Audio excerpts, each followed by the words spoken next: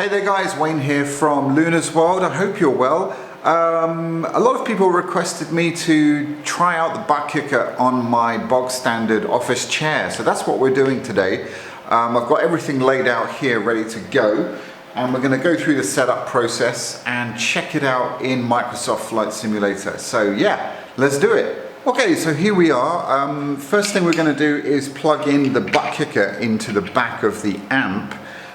Pretty straightforward. It does come with this pretty long extension cable, and you actually do need to use it because it converts this small 2-pin into this larger 2-pin, which then goes into the back of the amp.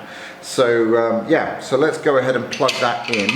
On here there is one pin larger than the other, so it's easy to know which way it goes in. Just be careful when you slot it in. And then obviously we just put this, try and untangle it a bit. This goes into the back here. Again, we've got left and right, but I don't think it really matters. It does have positive and negative, but anyway, let's plug that into there. So that's that done.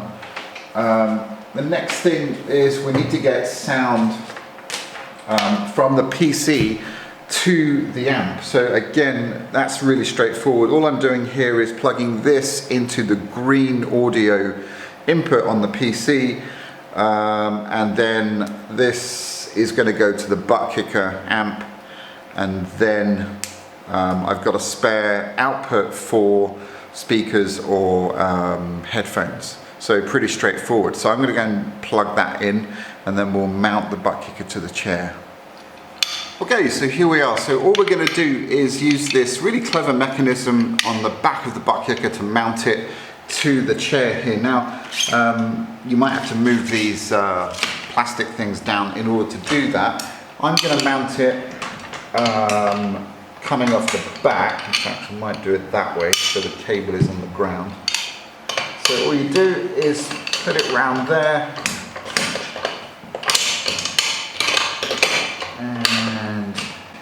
And then just go ahead and tighten that up. Now you want to make sure it's really, really tight, because otherwise you're going to get a lot of rattling, and that's not cool. So make sure it's as tight as possible.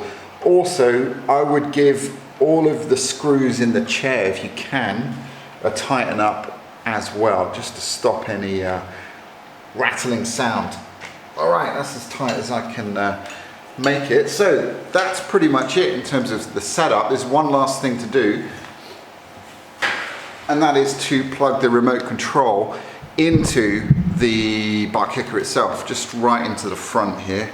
So I'm just going to turn the camera, you guys can see. So Buttkicker remote goes in there. And again, just be careful, make sure that you line up the pins, you don't want to bend any pins. And with that being done, let's turn the switch on the back. We now have power, we have power on here.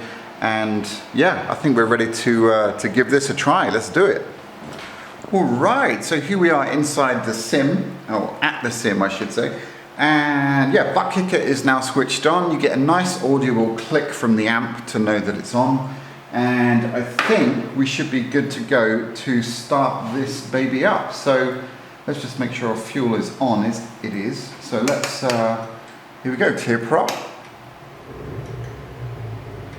Okay, now, let's go back there.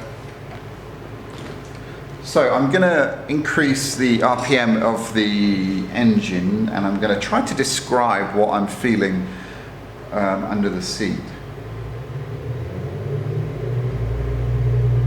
Okay, amazing. A real deep rumble, which subsides as I bring the throttles back.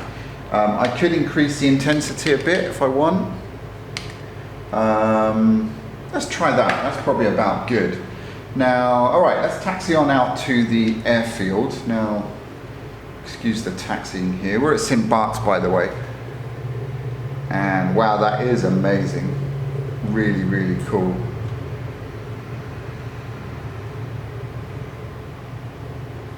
Okay, I'm feeling the rumble of the ground. It's worth me mentioning, let's put lights on, that this is just using the audio. I'm not using any special sim software yet. So this is just as is. Let's put the flaps down. All right, here we go, throttle up. Woo. You can probably hear some of the rumble there. Okay, and up we go. And then that rumble dissipating as we come off the ground. Really, really nice. Really does bring another level of immersion. That's fantastic. Right, flaps up. Things should smoothen out now even more. And it does. Amazing. I'll just trim out, try not to crash into the side of the mountain. What a beautiful area. But yeah, really, really nice. Just the right amount of rumble is set on now. I can increase it even more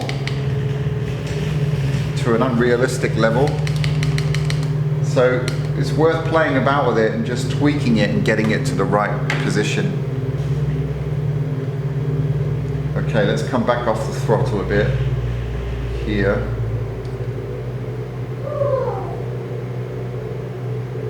Really nice. Okay, let's come back even more. Turn this thing around and get into a landing.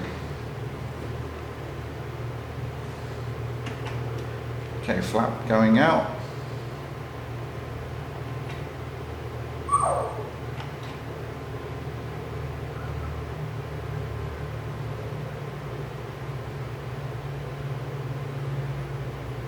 All right, very nice. Incredible stuff.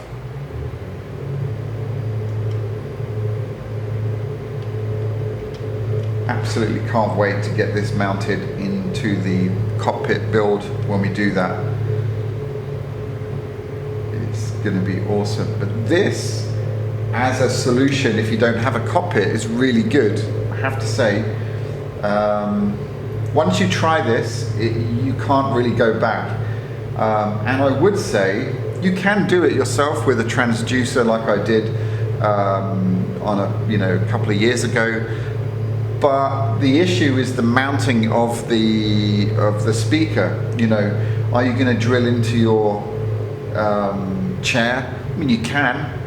I find that this, because it's a dedicated thing, it just works really well. It clamps around that metal, and by the way, it works better if you mount it on metal rather than any plastic. And yeah, it just kind of works. There's no rattling at all, which is really nice. Whereas the transducer that I made, I mean, it was rattling all over the place. Not ideal. All right, let me try and concentrate here. So I'm expecting ground rumble as we touch down.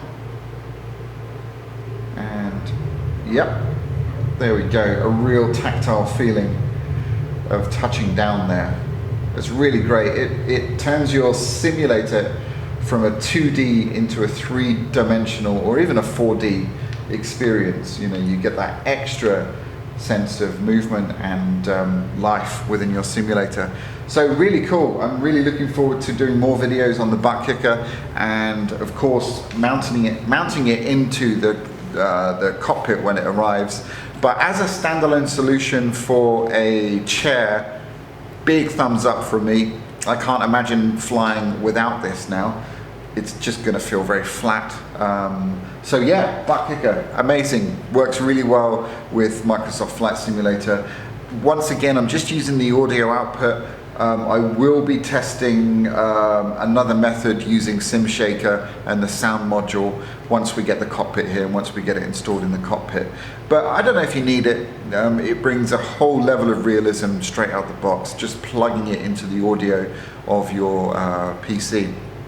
So anyway, guys, I hope you've enjoyed this video. Let me know your thoughts in the comments, and as always, thank you for supporting the channel. Please give this a like and a thumbs up and share. I think other people are going to find it useful.